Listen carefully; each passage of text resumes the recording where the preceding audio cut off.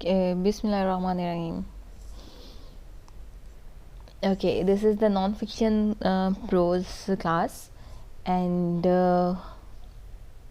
we'll talk about prose in this class, in this lecture. Unfortunately, we couldn't record it when we were having live session.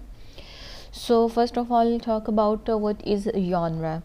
Genre basically is a form, or you may say style of writing, which is categorizes on the basis of particular characteristics, like different pieces of writing that we categorize on the basis of particular characteristics, on the basis of their form and content, like novel, poetry, drama. These are all the different styles of writing, or they fall under different genres. Basically genre is a category, ऐसी category होती है जिसमें एक particular form और एक particular style के और ऐसे पीसेस ऑफ राइटिंग जिनमें पर्टिकुलर करेक्टरिस्टिक्स पाई जा रही होती हैं, उनको हम एक genre में, एक कैटेगरी में डाल देते हैं. And prose is also a genre, although it was not famous in the early ages. So prose, what and from prose we'll lead on to the essay. First one is prose. We will talk about the development of prose. First one is the definition of the prose. What is prose? Basically, prose is a form of language that has no formal any metrical structure. It applies a natural flow of speech and ordinary grammatical structure rather than rhythmic structure, such as in case of traditional poetry. And it is derived from Latin word prose. Apologies for the pronunciation, as it is a Latin word. So which means the word, it means direct or straight, or it also signifies the plain speech of mankind without any rules of verses or without any rules of meter. So earlier, when prose were introduced, or prose was started, when people started writing about prose or prose, so it was in Old English period, that is also known as Anglo-Saxon or Anglo-Norman period. In the and it started from 14 Old English period. It is dated from 447 Anno Domini to 1066, and it was the time of Roman conquest, from Germanic tribes to Roman conquest. So earlier prose were written in the French and Latin language. Later on, with the passage of time, in Middle Ages, it was written in English language as well. So it was the age of Pope and Dryden when it was written in English. But in Middle Ages, it also gained glory, but after some time it faced you may say a downfall. The reason for the downfall was the two characteristics of the English prose.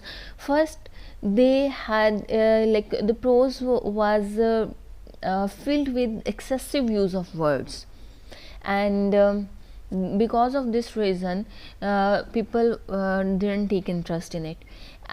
Apart from the excessive use of word, it was widely spread, meaning there was a diffuseness. It got people got confused. This is the great defect in the English. This was the great defect in the English prose that led to its downfall. Then comes the age of Renaissance, the age of modern English prose. In age of Renaissance, there was a revival of literature. So that is why in this age prose also gained its glory, or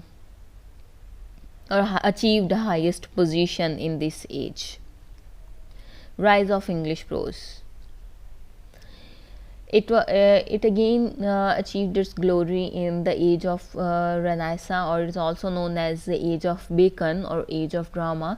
As the age of Renaissance, it is an age that is known as age of revival or age of learning.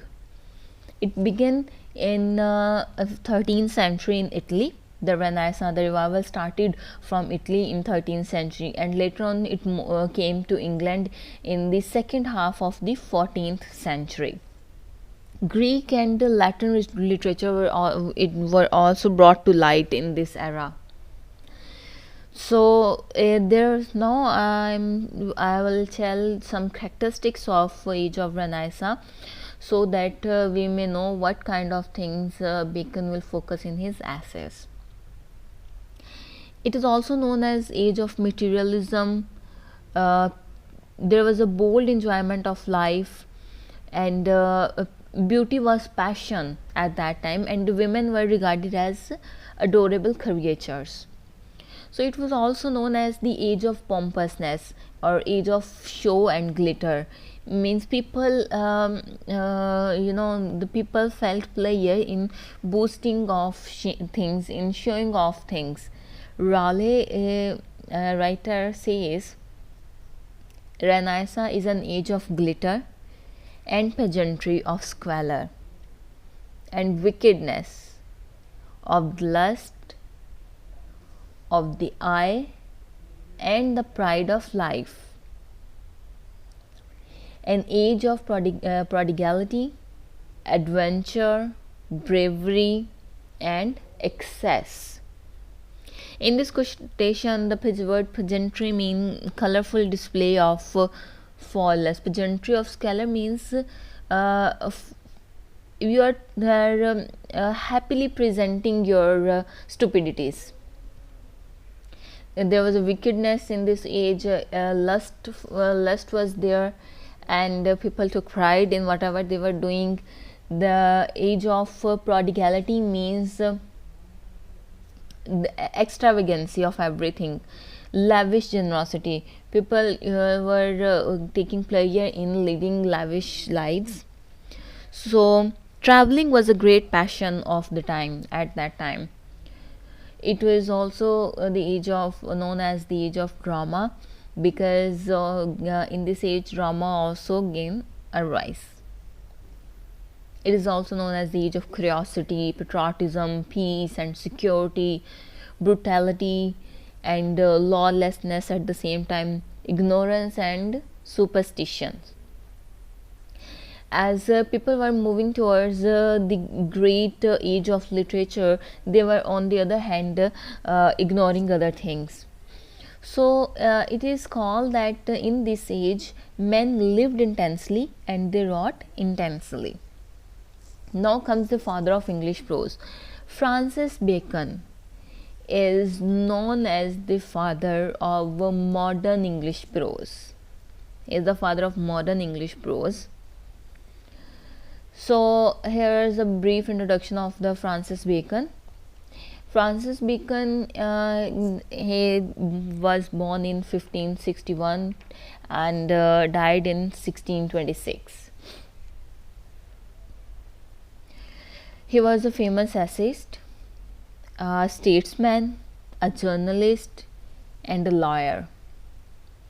So he wrote first edition of his essay and published in 1597, and he was married to a lady in 1606, and after 15 years they broke it off.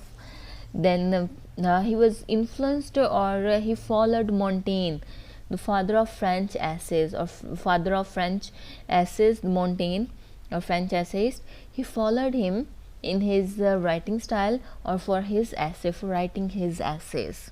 Bacon followed Montaigne. Essays, what is an essay? Essay, etymologically speaking, that it is a trial or an attempt to create something tentative, unorganized and lacking any thoroughness. So Bacon called his essays dispersed meditations because of their lack of method and organization. So in the essay there are certain brief notes that set down rather significantly than the curiously. Means in essay we the essay is a piece of writing that doesn't follow any rule. It is unorganized in nature, and it is dispersed, it lack thoroughness, and Bacon also says this about his essay, that his essays are like this. So Bacon approach, like Bacon wrote essays on political affairs, means politics, on philosophic. His essays are philosophical in nature, moral and ethical in nature. There is a utilitarian approach in his essays. Utilitarian approach means working for the greater good of mankind. Then he also focused on the public affairs and ordinary nature of man. Now comes apologies for that.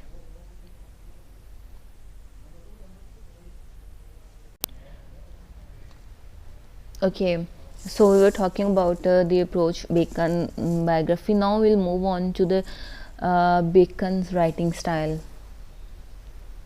We find objectivity in Bacon's writing style or in his essays. Objectivity means his essays are universally applicable.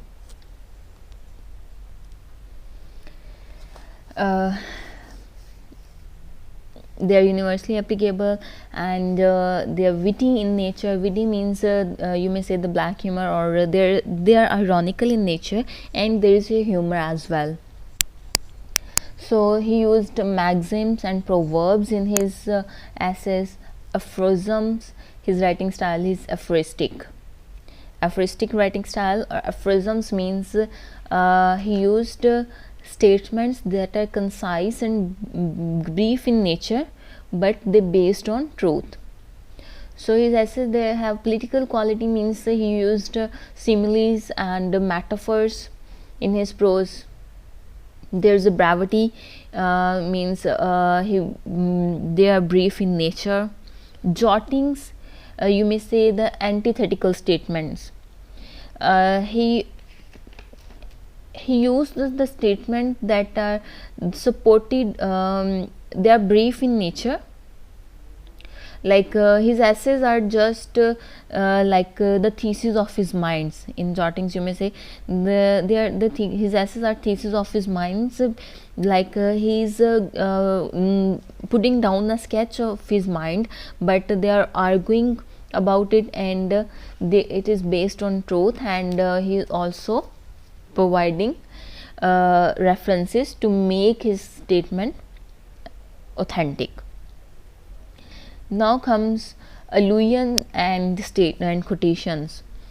Allusions and quotations mean he has taken allusion from fables, from classical fables like mythologies and the Bible, the history of the ancient Greek, Roman writers, and also he also taken the collection of proverbs. So they serve as they serve to make his style more scholarly. So he used allusions and quotations in his essays. We see the symmetrical syntax in his essay.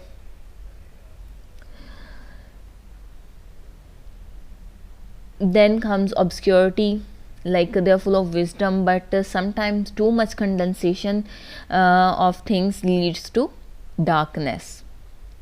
So imagery and analogy is there. He draws imagery from nature and everyday life, while he draws his analogies from classical mythologies, Bible, astronomy, and philosophy. So that is all about his about his writing style. And in this whole lecture we talked about genre as a prose as genre, then development of prose, rise of prose in the age of Renaissance, then about the characteristics of prose, then we talked about a bit of the biography of Bacon, and in the end we talked about Bacon's writing style. That is all for now. Thank you so much. Stay blessed.